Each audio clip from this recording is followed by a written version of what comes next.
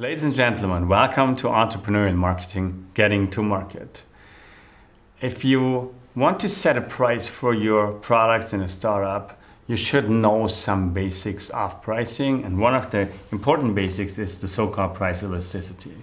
And we'd like to start with the question, first of all, how should you set a price, and afterwards, how should you make the people not discuss about that price? But start with the first question. Why should be €1 per capsule of Nespresso coffee, you can see it over here, too high? Well, Nespresso basically set a price, and this price they set is far higher than what people normally paid for a cup of coffee. So it's 30, 40, 50 cents in Germany, for example. But can they also set a price like €1? Well, what they argue, for example, is it's not only the great experience you have with the variety of different capsules and the coffee is always fresh, but they also say they take care about the people, and you can see that here on the left side, about the people who plant the coffee. So if you drink Nespresso coffee, you do not only drink coffee for yourself, but you also take care about the people who plant the coffee, who help you get that experience. And maybe this is the value you appreciate. And this is in the middle of setting prices. So how can you set prices in general? Well, pricing can be based on basically three strategies or three ideas. The first one, and we saw that before, is pricing of competition or market pricing. Automotive industry does that to a large extent. We'll see that on the next slide. The second is internal costs, cost plus pricing. So how much do you have to pay to produce your product, and can you add some kind of margin? So it's called cost plus pricing. And the last one, and we had the Nespresso example before, is the value delivered to the customer. So the so-called value-based pricing. So what are the differences between the three? Well, the first and probably the easiest pricing tactics is to align with market price. You look at your competitors and you set the price like equally, a little below, or whatever signal you like to send. It's a reactive behavior. What's the disadvantage there? Well, one of the big disadvantages is normally it depends on your cost base if you make money. So be careful if you just set the price and you do not make money because your production is more costly.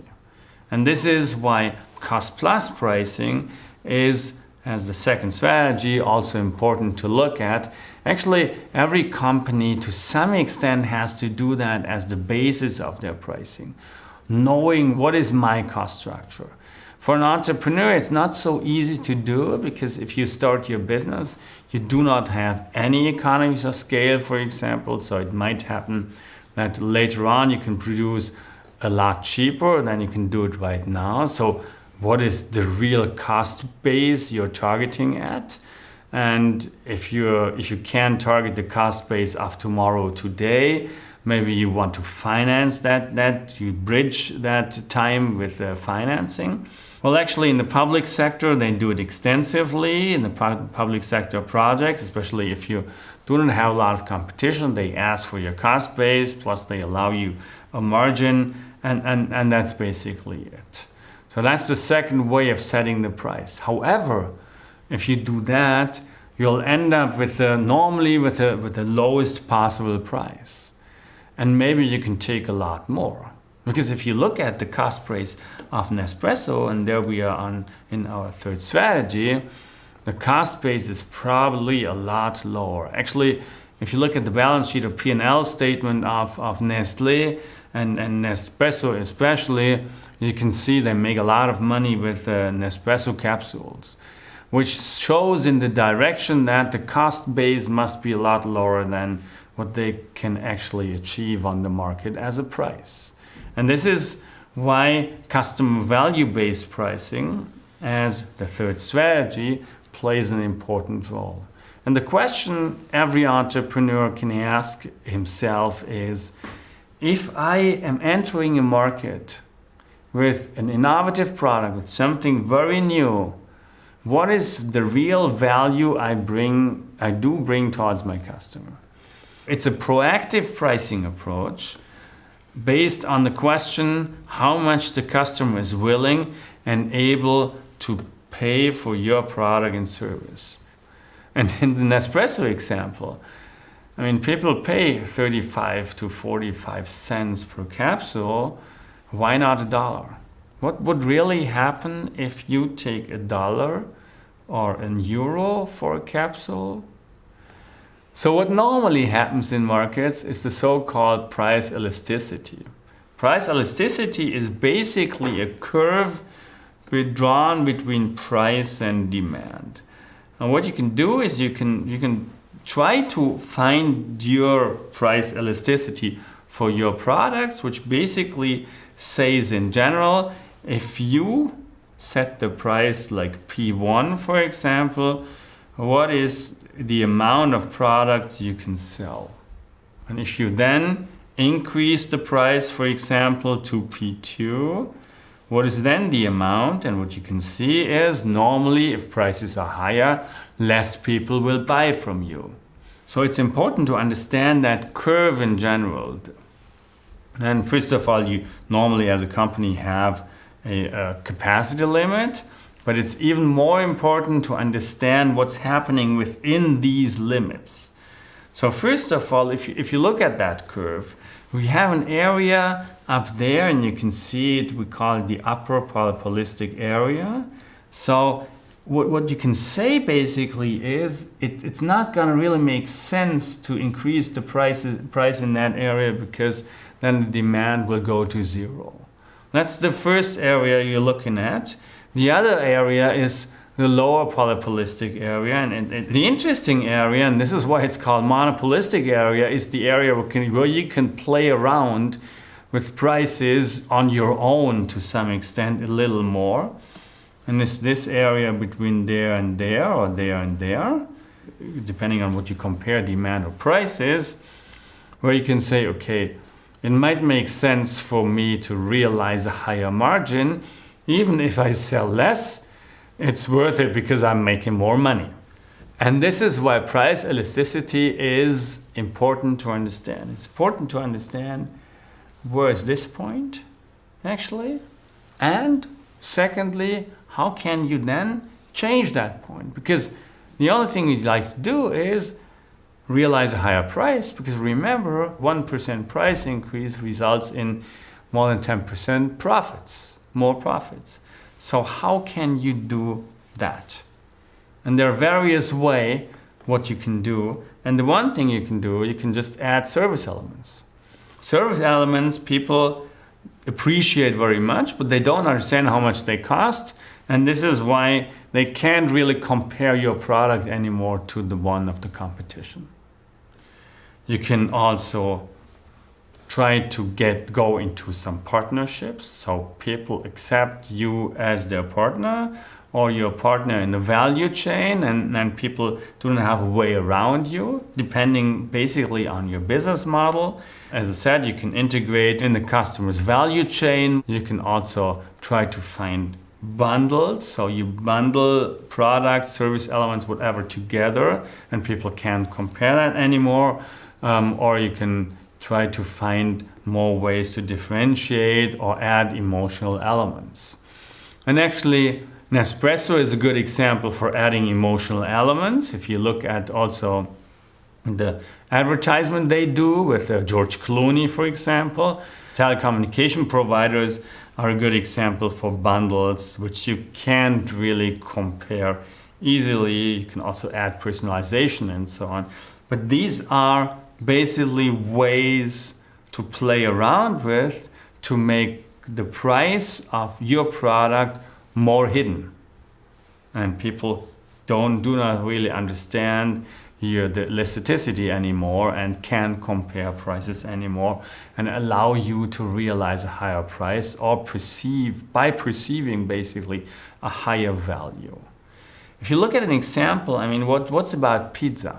Everyone knows pizza and we love to eat pizza, but if you really think about how much are you willing to pay for a pizza. This is an example of London. So there's Oxford Circus Underground. So basically that area. And if you look at that area and look for pizza places, you find so many pizza places, which leads into the direction of you can easily compare prices over there. You look at the menu and say, okay, how much is a pizza at Pizza Express compared to Zizi or the Spaghetti House? So what do these places do? Actually, they add value.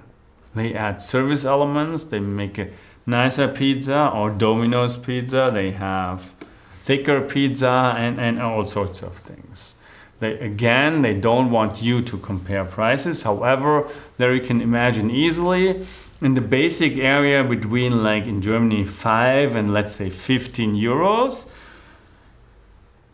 everyone is accepting a price for a pizza, or 5 and 10, basically everyone is accepting. If it's going below, people question quality. If it's going above 10, 15 euros, people are not willing to pay that for a pizza anymore. And that's what it is. So you can also see it in easy example what prices can do. What's the takeaway? Well, if you look at some examples, and then we have examples, we look at Uber. Uber started with partnerships actually very, very early.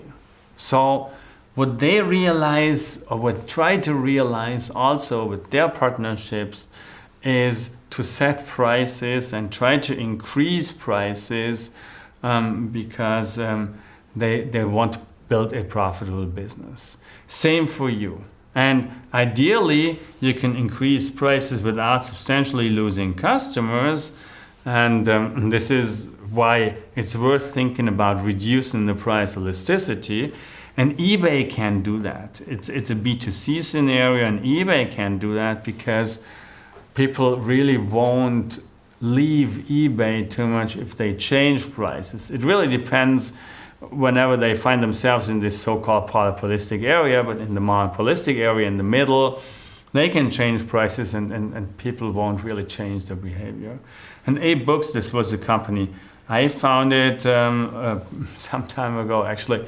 We were also able to introduce prices and to some extent increase prices, at least in between like two lines where people are basically accepting or were accepting price changes.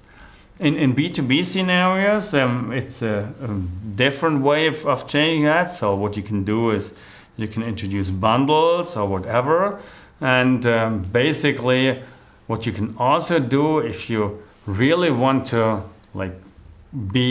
build a business which is profitable, you try to increase internal efficiency, because internal efficiency, while having the same price, also gives you higher margin. The whole chapter shows you how important it is to spend some thoughts on what happens to prices, especially when you change prices. Because what you like to do is, what you have to do is you have to set a price, showed you how to set a price, the 3 ways. And then you like to realize your own margins. And looking at the price elasticity, looking at how you can hide the role of prices, brings you closer to making money with your startup.